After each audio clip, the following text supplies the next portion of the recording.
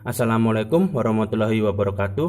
Kali ini kita akan membahas tentang kunci Inggris yang bisa kita sebut dengan unstable spanner.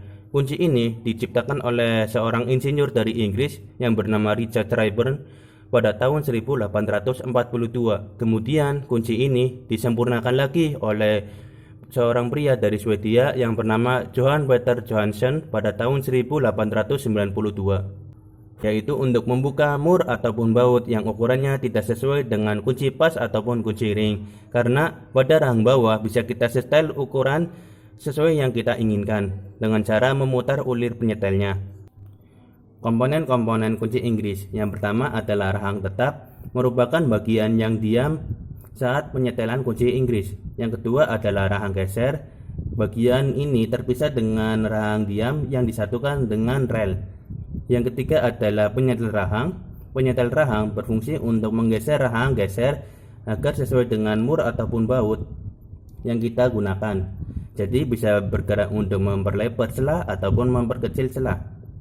Yang keempat adalah handle. Handle berfungsi untuk pegangan saat memutar kunci. Cara menggunakan kunci Inggris.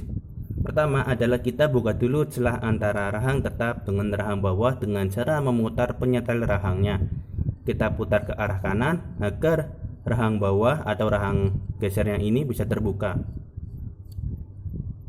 Yang kedua adalah tempatkan mur atau baut di dalam rahang kunci Inggris, kemudian putar ulir penyetel agar rahang kunci Inggris tertekan dengan kuat. Jadi pastikan berada di bagian bawah pangkal rahangnya. Kemudian kita kencangkan. Ingat, di bagian belakang atau bawah rahang, jangan di ujung, ini salah, atau hanya di tengah, ini salah. Apalagi kalau hanya setengah seperti ini sangat disalahkan saat penggunaan kunci Inggris.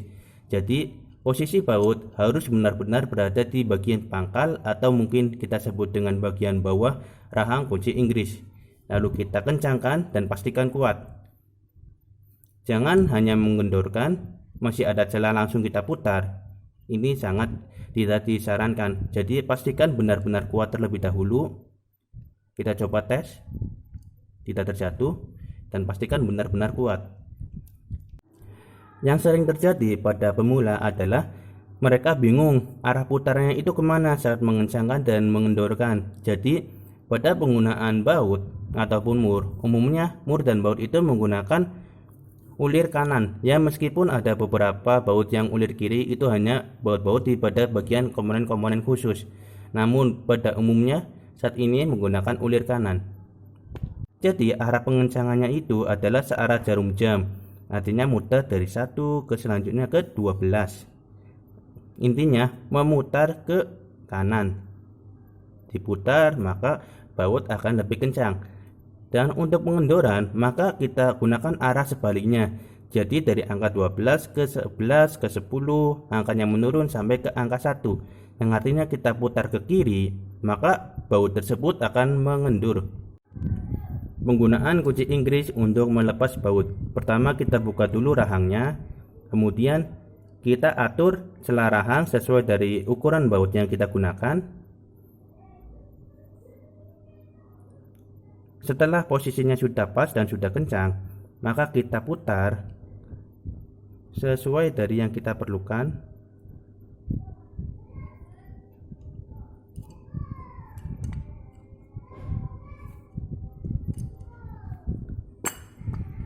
Setelah kita rasa sudah cukup kendor, maka kita akan lakukan pemutaran menggunakan tangan untuk mempermudah proses pelepasannya.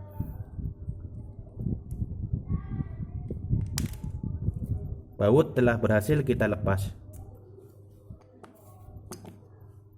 Sebagai hand tool, maka sangat disarankan untuk melakukan perawatan secara berkala agar menjaga kualitas kunci Inggris ini sehingga usia kunci Inggris saat penggunaannya itu lebih awet. Pertama adalah kita harus bersihkan dari debu atau kotoran yang lainnya. Yang paling sering terjadi kotor adalah bagian celah rahang. Terkadang penggunaan mur atau baut yang kebetulan kotor maka akan pindah ke kunci Inggris. Jadi mur baut yang kotor kita gunakan karena menempel pada bagian rahang, maka rahang akan ikutan kotor. Nah, kotoran tersebut harus kita segera bersihkan setelah penggunaan kunci Inggris. Yang kedua adalah handle. Karena handle itu langsung dipegang oleh mekanik, sehingga alangkah baiknya setelah penggunaan harus kita bersihkan. Kedua, memberikan sedikit pelumas pada penyetel rahang. Yang ketiga adalah tempatkan kunci Inggris pada tempat yang kering dan aman.